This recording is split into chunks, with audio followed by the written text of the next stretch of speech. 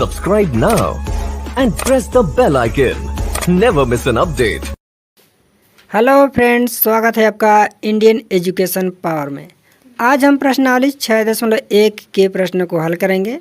इसमें दो ही शब्द जो हैं समरूप और सर्वांगसम मायने रखते हैं। तो सबसे पहले हम लोग इसके बारे में जानेंगे कि समरूप और सर्वांगसम होते क्या है। सबसे पहले हम लोग समरूप के बारे में देखेंगे। यदि दो ज्यामितीय वस्तुओं का आकार समान हो तो उन्हें समरूप कहा जाता है। जैसे दो वर्ग हो सकते हैं, आयत दो जो है आयत भी हो सकते हैं। दो वृत्त समरूप होते हैं। उनका जो त्रिज्या अलग अलग हो सकता है, लेकिन यदि वृत्त हैं तो वह समरूप कहलाएंगे। और यदि एक त्रिभुज हो, एक वृत्त हो, तो ये दोनों अलग अलग आकृतियां हैं, इसलिए यह जो है समरूप नहीं कहलाएंगी। अब हम सर्वांगसम के बारे में देखेंगे। सर्वांगसम जो है तीन शब्द सर्व, अंग और सम से मिलकर बना होता है, जिसका अर्थ होता है सभी अंग बराबर। अर्थात ज्यामिति में बिंदुओं के दो समुच्चय को परस्पर सर्वांगसम कहते हैं। जब समान त्रिज्या के दो वृत्त हों तो वह दोनों आकृति जो वृत्त हैं वह सर्वांगसम कहलाएंगी। परंतु यदि एक 3 सेंटीमीटर त्रिज्या का वृत्त हो और एक 4 सेंटीमीटर त्रिज्या का वृत्त हो तो यह दोनों वृत्त जो है सर्वांगसम नहीं कहलाएंगी, क्योंकि इनका जो त्रिज्या है वह अलग अलग है।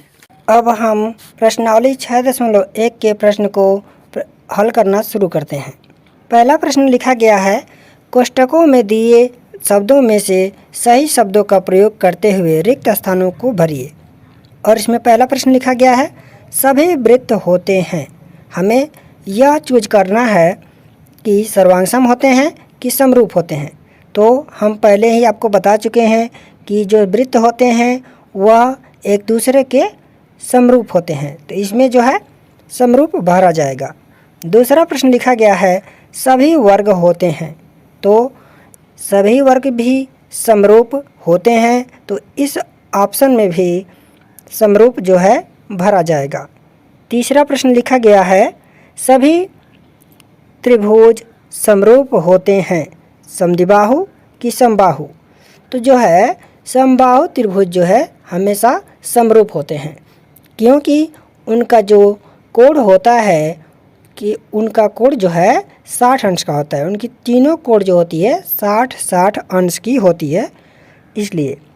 अब जो है इसका चौथा प्रश्न लिखा गया है, भुजाओं की समान संख्या वाले दो बहुभुज समरूप होते हैं यदि उनके संगत कोण और खाली स्थान देते हुए लिखा है हो तथा उनकी संगत भुजाएं हो। तो इसमें जो है दो खाली स्थान है। पहले खाली स्थान में हम लोग बराबर और दूसरे खाली स्थान में समानुपाती भरेंगे, जिसका पूरा इसका लाइन हो जाएगा, उनके संगत कोण बराबर हों तथा उनकी संगत भुजाएं समान हो, समानुपाती हो, तो वह जो है समरूप कहलाते हैं।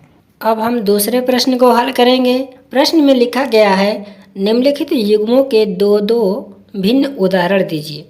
इसमें पहला जो प्रश्न है उसका प्रश्न लिखा गया है, समरूप आकृतियाँ, मतलब कि हमें जो है समरूप आकृतियाँ लिखना है, 2 एग्जाम्पल देना है। तो उत्तर में लिखेंगे, पहला एग्जाम्पल, 2 वृत्त समरूप होते हैं, और दूसरा इसका एग्जाम्पल हो जाएगा, 2 वर्ग जो होते हैं समरूप होते हैं। इसी प्रकार दूसरे प्रश्न का दूसरा जो प्रश्न है उसका उत्तर लिखेंगे। प्रश्न में लिखा गया था पर ऐसी आकृतियाँ जो समरूप नहीं है, तो हमें जो है 2 एग्जाम्पल देना है जो समरूप नहीं हो। तो पहला लिखेंगे, एक वृत्त और एक वर्ग परस्पर समरूप नहीं होते हैं। और दूसरा एग्जाम्पल लिखेंगे, एक आयत और एक त्रिभुज परस्पर समरूप नहीं होते हैं। अब हम तीसरे प्रश्न को हल करेंगे। प्रश्न में लिखा गया है, बताइए कि निम्न चतुर्भुज समरूप हैं या नहीं। तो यहाँ पर देख सकते हैं नीचे चित्र बनाए गए हैं प्रश्न में। एक जो है 3 सेंटीमीटर भुजा की वर्ग बनाई गई है और एक जो आकृति है 1.5 सेंटीमीटर की समचतुर्भुज है। और जैसा कि हम जानते हैं कभी भी भिन्न भिन्न आकृतियाँ समरूप नहीं होती हैं। जैसे एक वर्ग जो है आयत या समांतर चतुर्भुज के समरूप नहीं होता है। तो इसका उत्तर लिखेंगे हम लोग लिखेंगे हम जानते हैं कि संगत भुजाएं समानुपाती हैं परंतु इसके संगत कोण समान नहीं हैं, अतः ये आकृतियाँ समरूप नहीं हैं। मुझे पूरी उम्मीद है कि आप सभी को समरूप और सर्वांगसम में भिन्नता समझ में आ गई होगी।